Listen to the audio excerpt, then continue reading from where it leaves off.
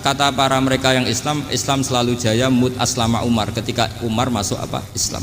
Itu dalam satu hari Islam itu Rasulullah sudah ngendikan Umar yang Islam sehari ini imannya kalau ditimbang separuh ahli dunia masih unggul sama Islamnya Umar. Nah, bisa saja seperti itu. Jadi saya minta sama teman-teman yang mencintai ilmu, tidak tegas itu bagian dari ketegasan dalam ilmiah, karena kita ini tidak mengendalikan dunia, tidak mengendalikan hidayat, hanya Allah piyambak yang ngasih hidayat. Maka sikap kita laisalaka minal amri syai'un aw yatuba alaihim aw yu'adzibahum. Rasulullah yang ahabbul khalqi ilallah saja tidak boleh tegas karena semuanya potensi itu ada. Cuma kita tegas dalam kebenaran saja, tapi nggak perlu tegas dalam mengawal kebenaran. Kenapa demikian? Karena Islam ini agama yang akan dijaga Allah ila yaumil. Yang jaga Islam bukan PBNU, bukan PP Muhammadiyah, bukan kiai. Yang menjaga Islam namun Allah Subhanahu wa ta'ala. Makanya Sayyidina Umar itu kalau disuruh mikir Islam itu nggak mau betul. Masyhur itu dalam tarikh-tarikh. Umar mimpin itu sukses, banyak futuhat. Singkat cerita akhirnya orang tuh kelangenan, wah kalau Umar meninggal kayak apa. Sehingga Abdullah bin Umar setiap jalan-jalan tuh dibully, kalau sekarang dibully. Ya Abdullah bin Umar, bapak kamu itu gimana? Sudah sepuh mau meninggal kok tidak suksesi. Kalau saja ada orang penggembala kemudian meninggalkan kambingnya di hutan, kamu anggap orang yang mudoyik enggak, menyia-nyiakan kambing itu enggak? Ya iya, kata Abdullah bin Umar.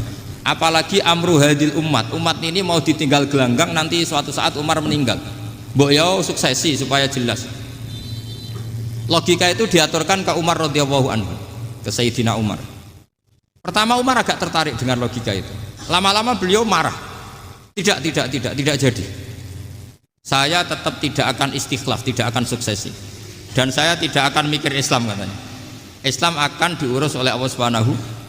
Terus beliau ngendikan, Islam ini jalan ketika ditinggal Abu Bakar, bahkan ketika ditinggal ahabbul khalqi ilallah akramul khalqi indallah, yaitu Rasulullah Muhammad sallallahu alaihi wasallam. Coba Islam dulu dipimpin Abdul Qadir ketua wali, dipimpin Wali Songo, dipimpin orang top.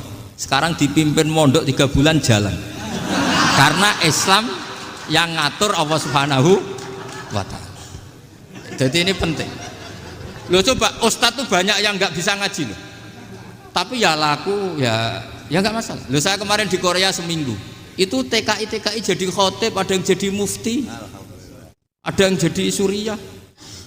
Itu ada yang di sana jadi suriah, pulang ke kampung angon kambing lagi. Loh itu teman saya kenal. Suriah Korea. Iya suriah Korea tapi. Artinya gini, bahkan masjid semua yang di Korea itu didirikan oleh TKI dan TKW. Mereka digerakkan Allah untuk mikir agama, karena agama ini milik Allah. TKI saja mikir. Makanya ini penting, yo dakwah tapi tauhidnya sing kenceng, jangan dakwah kenceng tauhidnya kendor. Itu bahaya betul. Saya ulang lagi ya, ini dawuh Habib Umar. Jadi kata beliau, fala budda an wattina qulubana, kita harus yakin seyakin-yakinnya bahwa semua kemungkinan itu mungkin.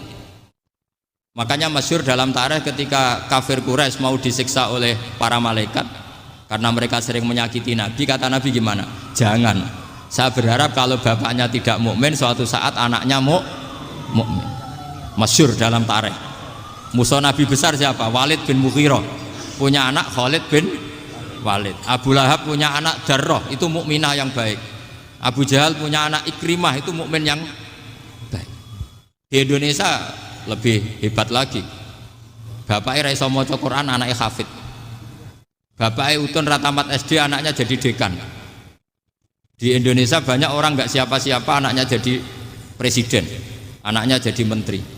Artinya jangan karena bapaknya kafir kamu nganggep anak turunnya pasti selalu kafir. Teori itu sudah salah zaman Rasulullah. Yaitu Walid akhirnya punya anak Khalid, Abu Lahab punya anak Darrah, terus siapa? Abu Jahal punya anak siapa? Ini penting saya utarakan karena dakwah kalau terlalu semangat, nanti kalau menghilangkan tauhid bahaya. Tetap innal huda